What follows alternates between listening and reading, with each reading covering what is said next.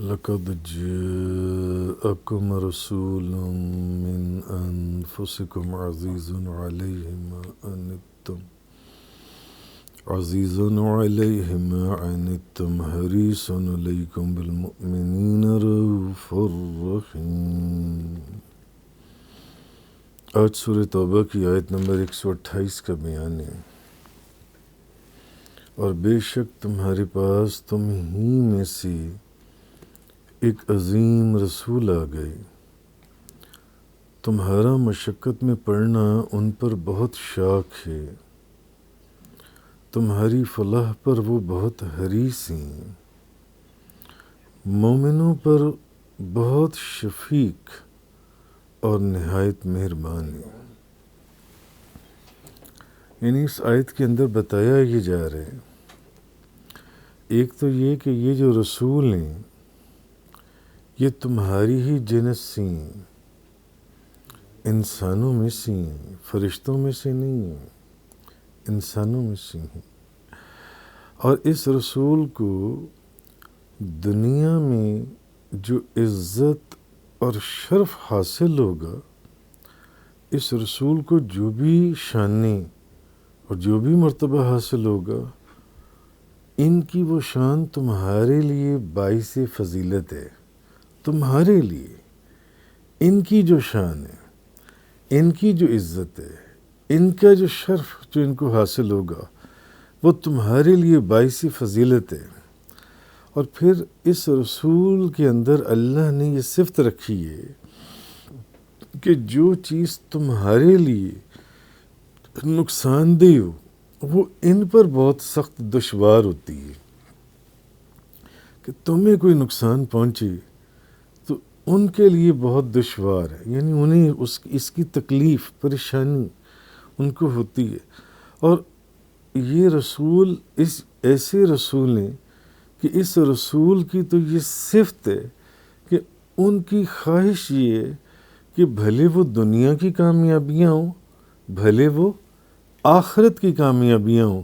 ساری کی ساری کامیابیاں میری امت کو مل جائیں، ساری کی ساری کامیابیاں آپ کو مل جائیں۔ اس رسول کی یہ صفت ہے۔ ایک تو یہ کہ جو چیز تمہیں تکلیف دے وہ ان کے اوپر بڑی مشکل ہے، اور دوسرا یہ کہ ان کی خواہش یہ کہ دنیا کی یا آخرت کی جو بھی کامیابی ہے وہ آپ کو مل جائے، وہ آپ کو حاصل ہو جائے۔ اب آگے جو فرمایا من انفسکم، کہ نبی کریم صلی اللہ علیہ وسلم آپ تمام انسانوں میں نفیس ترین اور افضل اور اشرف ہیں۔ تمام انسانوں کے اندر سب سے افضل، سب سے اشرف اور سب سے نفیس ترین ذات مبارکہ نبی کریم صلی اللہ علیہ وسلم تمام انسانوں کے اندر ہیں۔ ایک حدیث میں، ترمذی شریف کی حدیث ہے اور کتابوں میں بھی آئی، حضرت عباس بن عبد المطلب رضی اللہ تعالی عنہ بیان کرتے ہیں کہ نبی پاک صلی اللہ علیہ وسلم نے فرمایا، ساری مخلوق میں سب سے افضل، سب سے اشرف اور سب سے نفیس ہیں۔ تو اس حدیث میں کہ اللہ کے رسول نے فرمایا، جب اللہ نے مخلوق کو پیدا کیا تو مجھے سب سے بہترین مخلوق میں رکھا، اور پھر جب ان کو گروہوں میں تقسیم کیا تو مجھے سب سے بہترین گروہ میں رکھا۔ یعنی جب مخلوق کو پیدا کیا تو سب سے بہترین مخلوق میں رکھا، اور جب ان کو گروہوں میں تقسیم کیا، گروہوں کے اندر، تو مجھے بہترین گروہ میں رکھا، اور پھر جب قبیلے بنائے تو مجھے بہترین قبیلے میں رکھا، اور پھر جب جانیں پیدا کی تو مجھے بہترین جان میں رکھا، اور پھر جب گھر پیدا کیے تو اللہ نے مجھے بہترین گھر میں رکھا۔ تو نبی پاک صلی اللہ علیہ وسلم نے فرمایا، میرا گھر بھی سب سے بہتر ہے اور میری جان بھی سب سے بہتر ہے۔ یعنی میرا گھر بھی سب سے بہتر ہے اور میری جان بھی سب سے بہتر ہے، کیونکہ حضور نے فرمایا کہ اللہ نے جب مخلوق کو پیدا کیا تو مجھے بہترین مخلوق میں، جب گروہوں میں تقسیم کیا تو مجھے بہترین گروہ میں، جب قبیلے بنائے تو مجھے بہترین قبیلوں میں، جب جانیں پیدا کیں تو مجھے بہترین جان میں، اور جب گھر بنائے پیدا کیے تو مجھے بہترین گھر میں۔ بس میرا گھر بھی سب سے بہتر ہے اور میری جان بھی سب سے بہتر ہے۔ اسی طرح ایک حدیث میں مسلم شریف کی حضرت انس بن مالک رضی اللہ تعالیٰ عنہ بیان کرتے ہیں کہ ہمارے پاس نبی کریم صلی اللہ علیہ وسلم آپ تشریف لائے اور آپ نے دوپہر کو ہمارے پاس آرام فرمایا۔ تو جب حضور ہمارے پاس آئے حضرت انس بن مالک کے گھر، آپ فرماتے ہیں تشریف لائے، آپ نے آرام فرمایا تو آپ کو پسینہ آ رہا تھا۔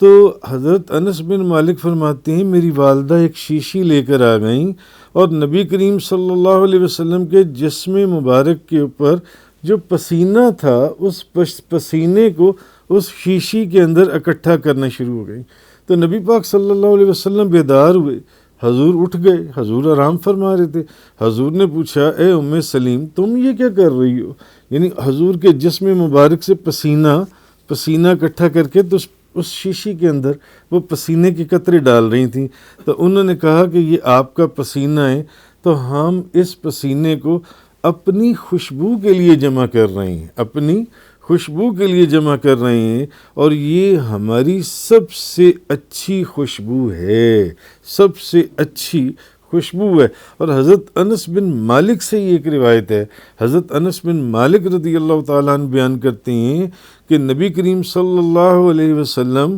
کا رنگ جو تھا، رنگ مبارک وہ گندمی تھا، گندمی رنگ تھا، اور جیسی خوشبو نبی کریم صلی اللہ علیہ وسلم کی تھی ایسی خوشبو کسی مشک اور عنبر میں بھی نہیں تھی۔ جیسی خوشبو نبی کریم صلی اللہ علیہ وسلم کے پسینہ مبارک میں یا جیسی خوشبو نبی کریم صلی اللہ علیہ وسلم کے جسم مبارک میں تھی، ایسی خوشبو کسی مشک اور کسی عنبر میں بھی نہیں تھی۔ اسی لیے نبی کریم صلی اللہ، اب آپ وہ حدیث سمجھ لیں جو میں نے آپ کو سب سے پہلے سنائی کہ اللہ کے رسول نے فرمایا کہ جب اللہ نے مخلوق کو پیدا کیا تو مجھے بہترین مخلوق میں رکھا، جب گروہوں میں تقسیم کیا تو بہترین گروہ میں رکھا، جب قبیلے بنائے تو مجھے بہترین قبیلے میں رکھا، جب جانیں پیدا کیں تو بہترین جان میں رکھا، اور جب گھر پیدا کیے تو مجھے بہترین گھر میں رکھا، بس میرا گھر بھی بہتر ہے اور میری جان بھی سب سے بہتر ہے۔ تو حضرت انس بن مالک فرماتے ہیں کہ نبی پاک صلی اللہ علیہ وسلم جو خوشبو آپ کے جسم اقدس کی تھی یا آپ کے پسینے مبارک کی تھی، ایسی خوشبو تو کسی مشک یا عنبر میں بھی نہیں تھی۔ اور ایک حدیث حضرت جابر رضی اللہ تعالیٰ عنہ بیان کرتے ہیں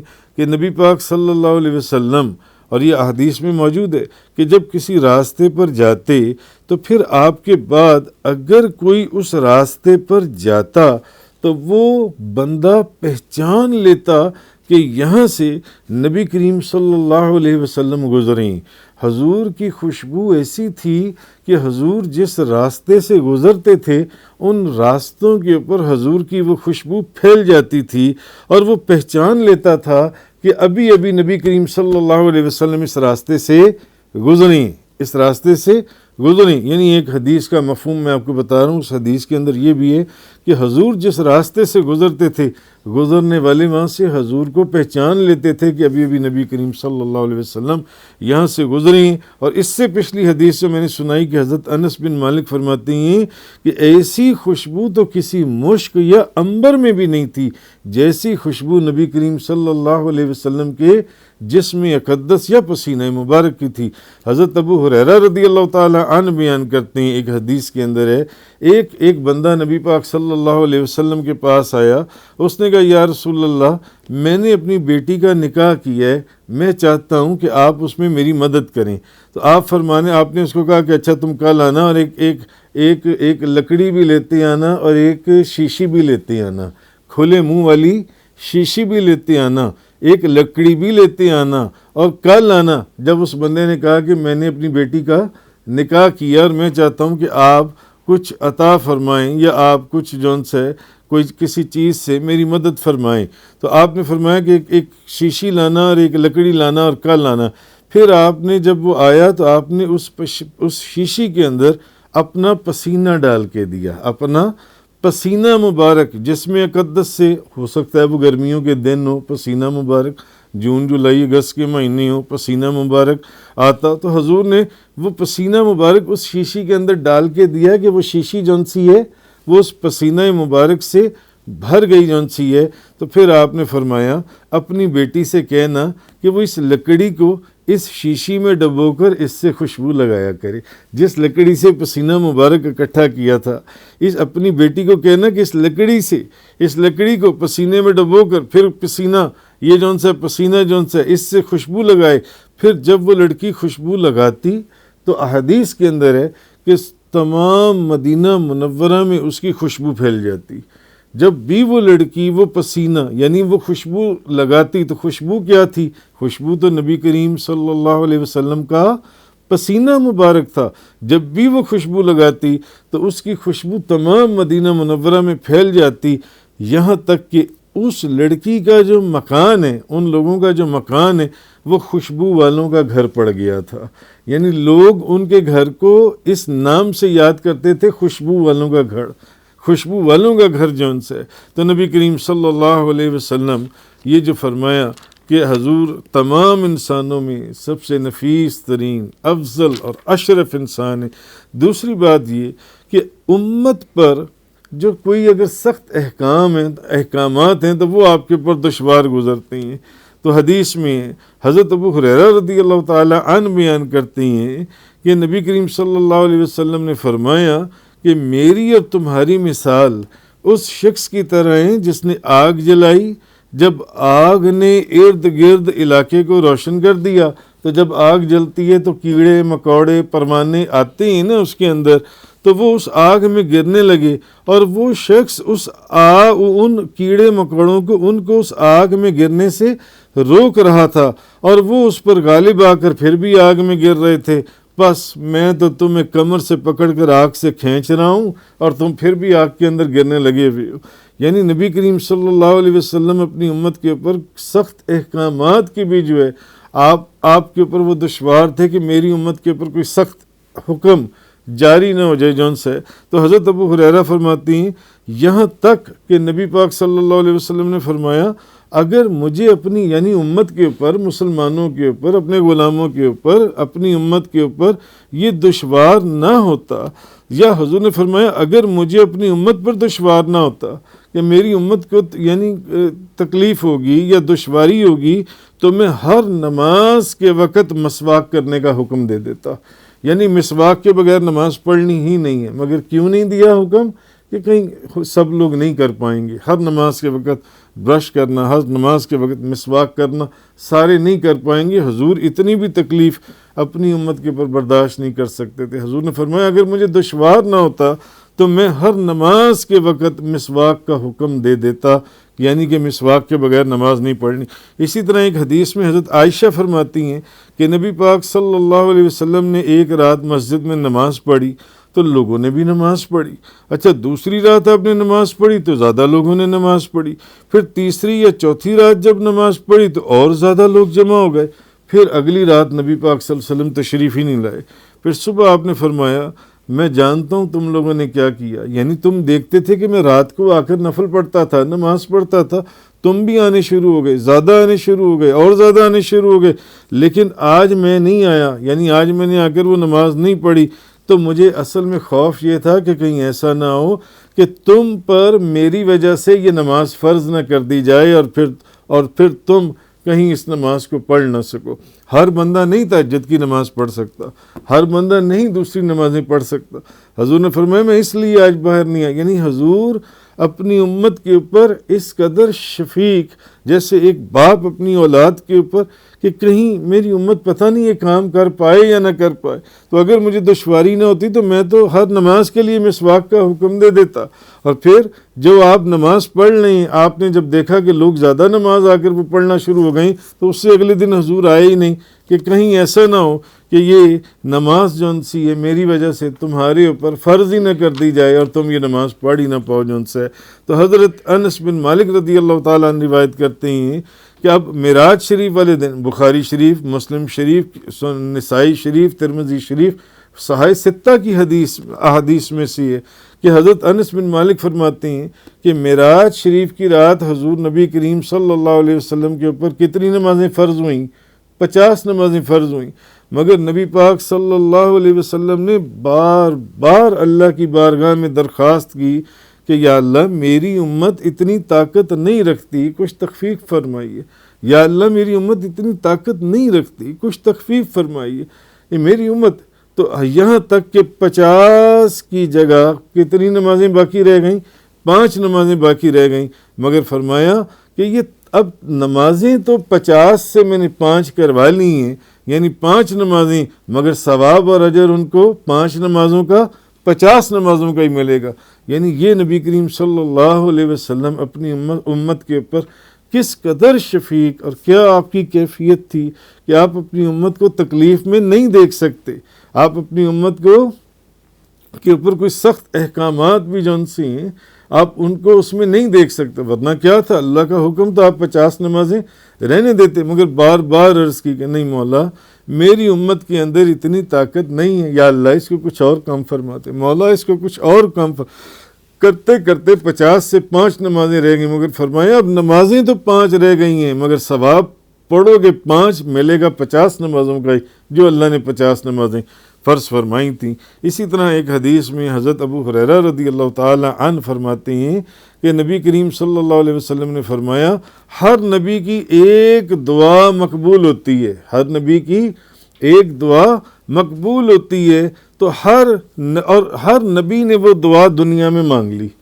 ہر نبی کی ایک دعا. یہ ہر نبی کو یہ پہلے بھی اس کا بیان بڑا تفصیل سے گزر چکا ہے کہ ہر نبی کو ایک دعا دی جاتی ہے جو مستجاب اور کیش نقد دعا ہوتی ہے. آپ ابھی مانگیں اور یہ دعا ابھی پوری ہو جائے گی، قبول ہو جائے گی. ہر نبی کی ایک خصوصی دعا مقبول ہوتی ہے، اور ہر نبی نے وہ اپنی اپنی جون سی دعا ہے وہ دنیا میں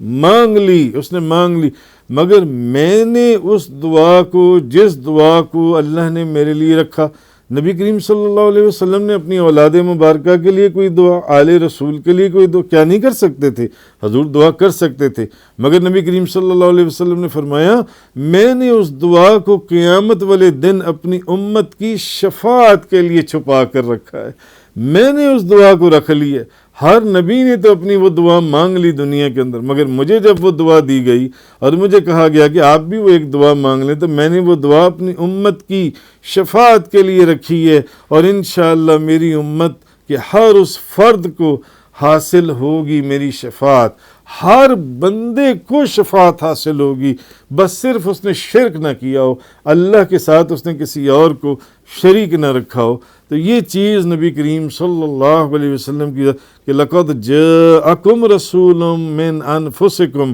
عزیز علیہ ما عنتم حریص علیکم بالمؤمنین رؤوف الرحیم. بے شک تمہارے پاس تم ہی میں سے ایک عظیم رسول آ گئے ہیں، تمہارا مشقت میں پڑنا ان پر بہت شاک، تو تمہاری فلاح پر وہ بہت حریص ہیں، مومنوں پر بہت شفیق ہیں اور نہایت مہربان ہیں. تفسیر قرآن کا یہ لیکچر انگلش میں سننے کے لیے براہ کرم ڈسکرپشن میں موجود لنک پر کلک کریں.